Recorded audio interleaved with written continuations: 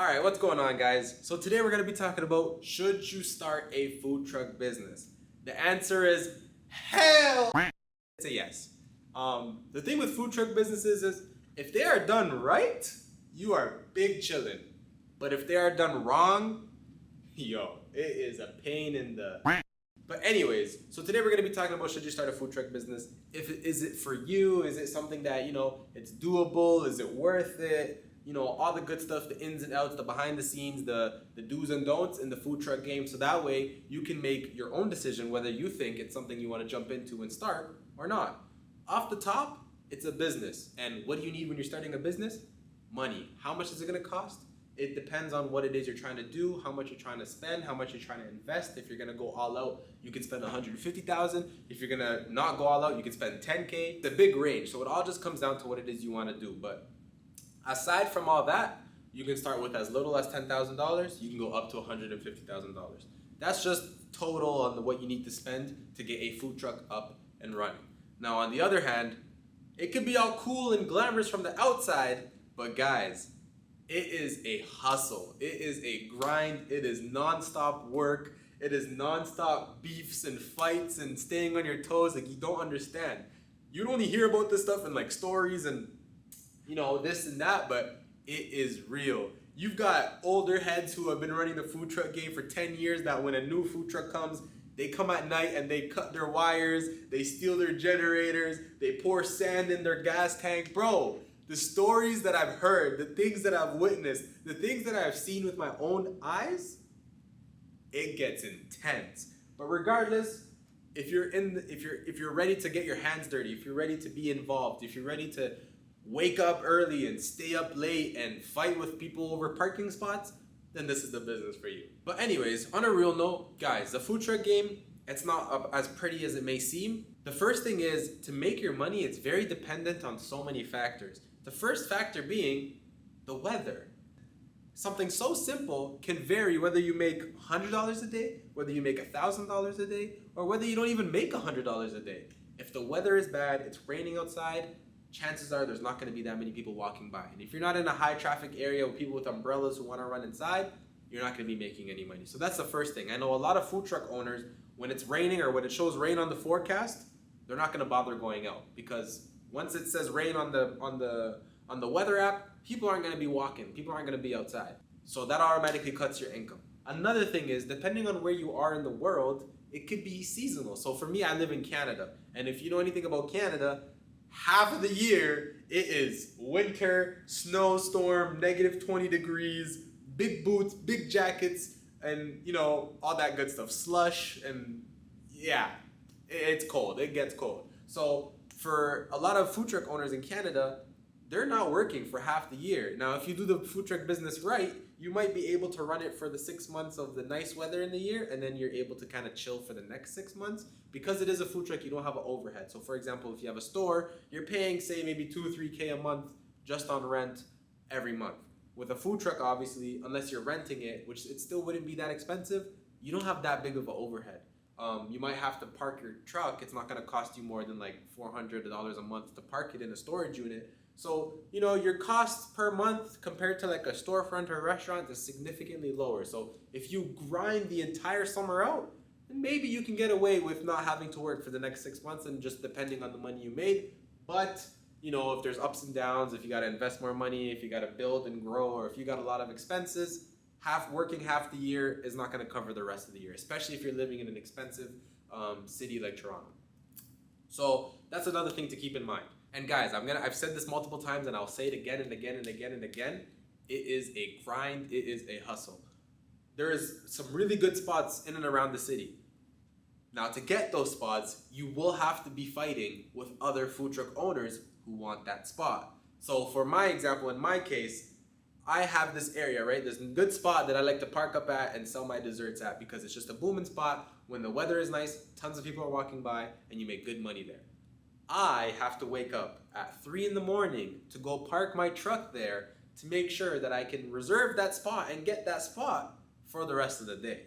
You get what I'm saying? But now what happens is I'm doing that. So now all the other trucks are going to do that. So now you have 4 or 5 trucks waiting at 4 in the morning to park their trucks in the booming spot so that way they can leave it there, go home, sleep, wake up, come back to those spots, and have their trucks ready to serve the busy area. So that's just an example of the grind that you're gonna have to do. For me personally, so for my dessert business, for my dessert truck, I have a big freezer that needs to be running. So now you have to worry about making sure that all your freezers and fridges are running the entire time. So when they're parked up at home or at your commissary, you can plug them in, everything is good. But now when you have to leave it overnight on the street to reserve a spot, now you're dealing with a whole other things. Now you're dealing with a whole bunch of other things that you gotta figure out. But if you can do it and you can manage, it is 100% worth it. But guys, it is a grind. It's long hours. It's definitely not no 9 to 5, but it's long hours.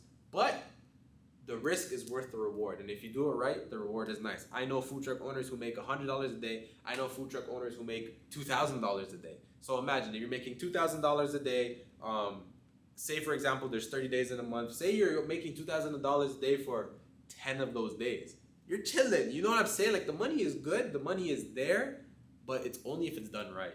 So if you're going into this game thinking that it's soft and easy and you're just gonna spend some money on a truck and you're gonna go park it somewhere and you're gonna have a line, that is not the case, because especially in a smaller city like Toronto, there are tons of trucks. There's not enough space for the trucks. And that's when you get into the food truck wars, where you got guys cutting people's wires and ruining their generators so that way they don't make any money so they can make more money.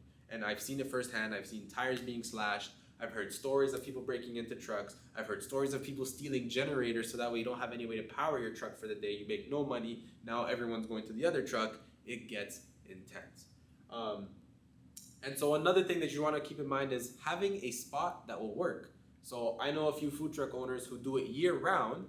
And so in the summer, they kind of go around to like booming parks and lakes and stuff like that. But then during the year, during the school year, and even in the winter, they're parked out front universities and colleges to serve to students. Now, if you're willing and ready to do that, then you're good to go. But you do gotta keep in mind that that is something you might have to do. Now you're in negative 20 degrees winter outside. You're gonna have to shovel the snow away from your truck. You're gonna have to keep a window open in the winter. You're gonna have to have heaters running. You're gonna have to make sure your equipment is all good to go so that you can deal and be able to serve your customers in negative 20 degrees.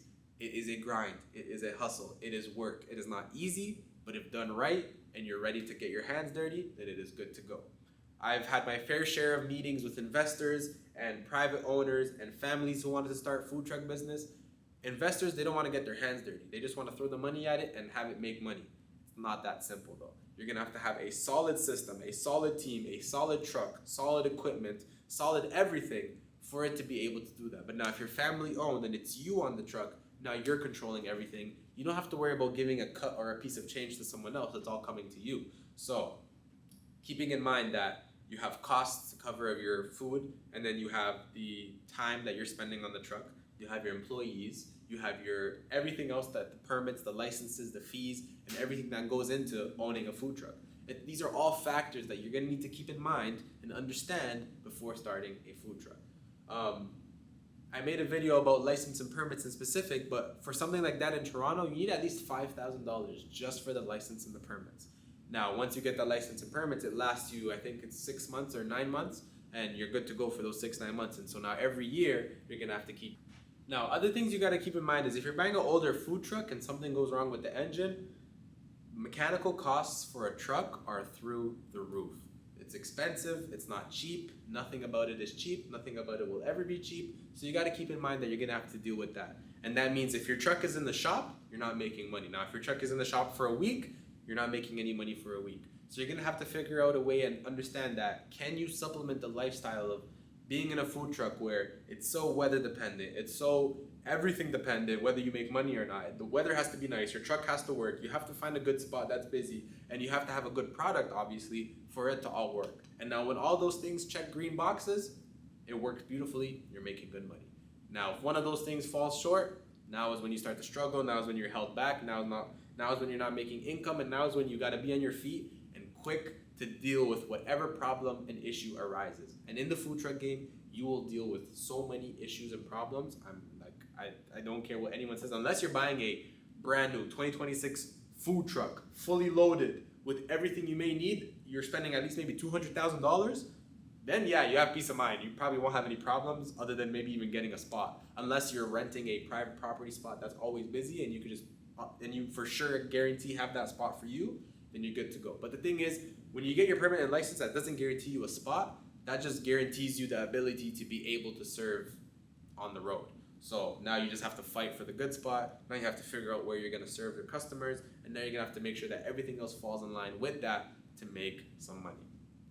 And now, other than that, I'm not trying to like be negative or take you guys down, because I have 3 food trucks about to be 4 myself, and I've been doing this for a while, and I know tons of other people that do it. It's good. It's fun. Once you get the hang of it, it's fun. But it's not for everyone. And I just want to make sure that when you're watching this, you understand that you got to be able to, like, a problem comes up, you're going to have to fix it in like 3 minutes. Less. You know what I'm saying? There's no time to sit back and like not be sure what to do. You gotta be on your feet. You gotta have to have quick thinking. You gotta have a lot of connects. You're gonna have to have tow truck drivers and mechanics on standby that you have a personal relationship with that will want to help you when something goes wrong, because time is money. And in the food truck game, that is like the ultimate rule. Time is money. And so you want to make sure that you're on top of everything and you're able to do it.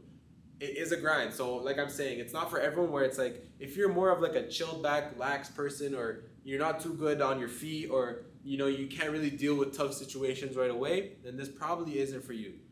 But if you're a go-getter, and if you're ready to take on any problem, and if you're like me, where it's like, I don't care what gets thrown in my face, I will find a way to figure it out and I will take it down, then this is the game for you. This is good for you, and I would say try it. The cool thing with the food truck game is, if you don't want to go all out for the license and permits and the big trucks and stuff like that, you can start it small. You can start it in a trailer. You can even start it in a tent, and you just start going to events and festivals. So how events and festivals work: when there's a street festival, you have to pay a vendor fee. And once you pay that vendor fee, you can set up your booth in there, and then you can sell your stuff in there. And I recommend everyone starts off that way. Tents cost you maybe $1,000 to get a tent and some tables and chairs and set up your area, and then start serving at an event. A trailer, if you want to spend a bit more money, it's around $5,000 to $10,000. You cut out a window, or you can get that installed, and you start serving out of there at a festival or event. Once you know that your concept works, and once you get a feel and you understand the vibes of that, and you're okay with it, then you can look into upgrading into a big, proper, solid truck. Then you can look into getting your license and permits to make it worthwhile, and then you can do it year round. But for your little street festivals and events, you just pay maybe like $1,000, $2,000 for a weekend. You set up shop and you just start selling there. You see how it goes, you see the system, you see how it works, you see if you like it, and then you're good to go. If it's something for you, do it. 100% do it. It's fun, it's worthwhile, it's it's just good. You learn a lot about yourself and about business and about the environment and selling to customers, and it's cool, it's just a good thing to have. But if you realize that, like, okay, this is a lot of work, this is long hours, I'm standing on my feet, I'm in front of a stove for 11 hours, I'm serving annoying customers, I'm in the heat, that's another thing, it gets hot, you're gonna be sweating, you're gonna be in a metal can, you're gonna have to wake up early to set up, you're gonna have to drive a lot. It's a lot of work. It's not all bells and whistles and easy fun, but if you're like me and you're a go-getter and you're a hustler and you're ready to do this, then I 100% recommend getting to it. I will have tons of other videos on how to start your food truck business. I'll even have a link in the bio to book a one-on-one call with me. So if you have an idea or a specific scenario that you want to talk about and go through, we can sit down and deep dive into your specific situation or scenario. And if you want to talk about menu or getting a truck or getting a trailer or whatever the case may be, then me and you can sit down and have a talk about that. But other than that, make sure you press the subscribe button. There'll be tons more videos about how to start a food truck business and what to do, how to make the right decisions, how to make this and that. So make sure you press that subscribe button. If you have any questions, comments, or concerns, make sure you drop them down below, and I'll see you guys on the next video. Take care.